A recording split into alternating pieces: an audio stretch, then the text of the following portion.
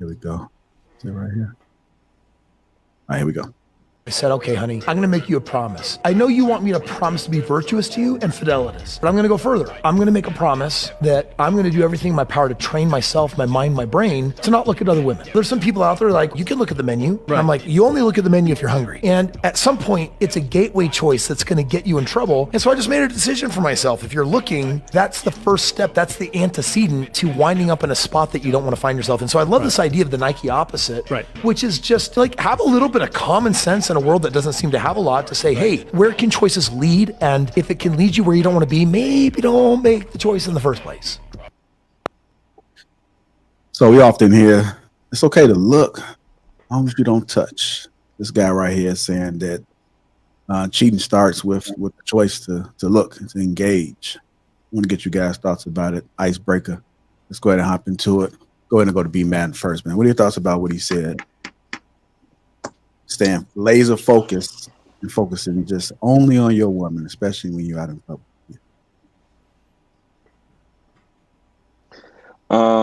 I think that's a very disciplined choice. That's a very disciplined choice he's making.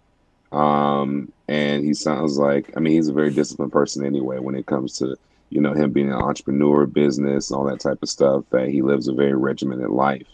And I think that if you do have that level of structure and it works well for you and you don't have a desire to look anywhere else, you're completely locked into your situation and what you're doing, your wife, your family, all that type of stuff. Yeah, I think it can definitely help you, especially when, you know, you're somebody that's dealing with some type of discipline. If you don't have great structure, you don't have great discipline as a person in general, that is something that can help. But again, where choices can lead, choices are what got you to where you are today. All the choices you made is a culmination to where you are right now. So we all have free will, and you should exercise that how you see fit. That's going to benefit you the best. And no one should know yourself better than yourself.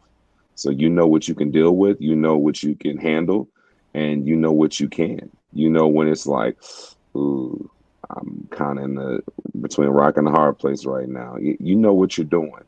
Or at least as men, we should know what we're doing and be able to take accountability for such. So I'm going to land there. Right. That's very disciplined. Shawn Antonio, what are your thoughts about it, sir? When you're out with your lady, are you staying laser focused on her? Are you kind of like I mean, in the restaurant looking across the table? I think you are respectfully checking out the scene. I mean, I think we all just naturally kind of check out everything around us. You know what I'm saying? As soon as we walk in. And to be honest, it depends on your lady. A lot of times, you know, you could see a chick with your lady and she'll point it out like she's beautiful. You know what I'm saying?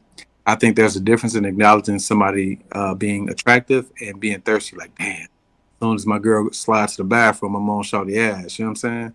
I think there's a distinct difference. Also, I don't agree with him when he intimated that you just pretty much have to just avoid all thoughts, all eye contact. I think you can put a drug addict on the moon and they'll, you know, no longer be a drug addict technically because there are no drugs. But as soon as you put them in front of drugs, shit, they're going to smoke everything in sight. So my thing is self-control to me is when you are exposed to that thing, when you have access to that thing, can you control your actions then?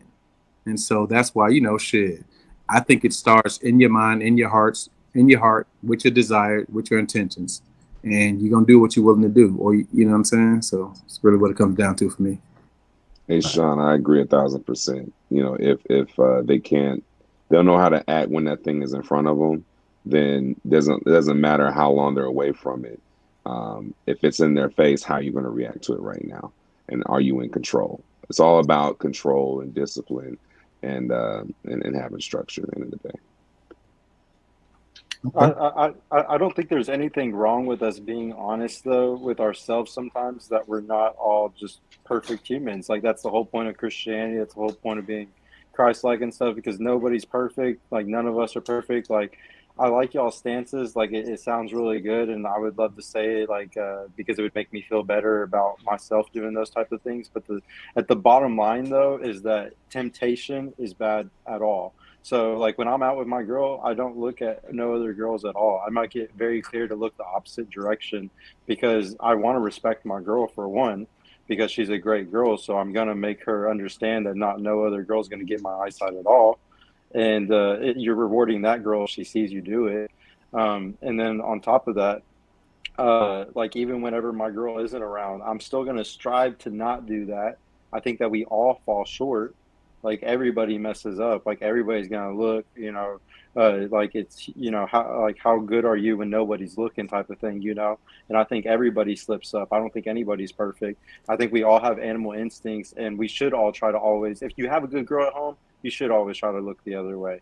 I can understand why you'd be looking around though if you don't even have a good girl, because yeah, I'd be searching too. It just depends though, honestly. Interesting. Go ahead, Trey. What are your thoughts about it, sir? It all depends on who you with. Say, like Shawn was saying, sometimes I point him out. I date a few bisexual chicks, and they will point him out. They'd be like, "Yo, she got a fatty," or like for real. They'll point him out to you. Be like, "Yo, oh yeah, she do." And it's a completely different feel because you try to be disciplined, but then when you get with one of those, they would just point them all out to you, and you could stare, and it's not a problem, or you could point them out to her, and be like one of the homies or whatever.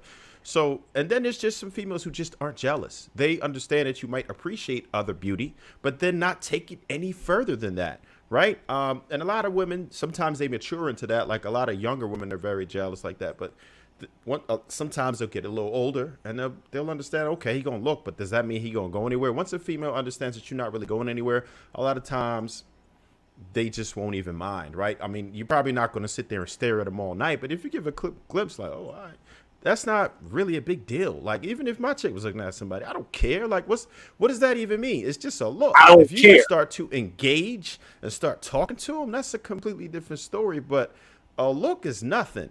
I'm not very disrespectful when I'm in the presence of my wife, but you got to understand, if you with the homies and then you still ain't looking, like when something go by and it's the homies, you're going to be like, yo, and everybody's going to be checking out like, yo, what's up? If you don't look, you look like a whole weirdo. What?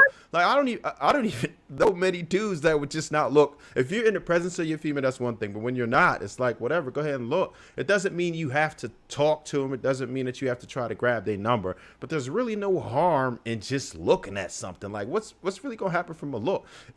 What's the difference between looking at that and watching a music video or whatever? So that means you have to completely avoid it.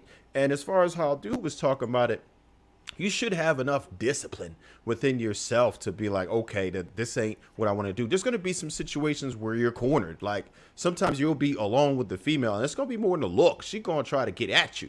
If you one of them dudes, she's going to try to get at you and she'll corner you. And you have to know how to deal with that situation. And if you just feel like you just need to avoid it altogether and you can't talk, you can't engage, you can't look without having any discipline, that's going to set you up for failure because you're not going to know what to do when a female got you.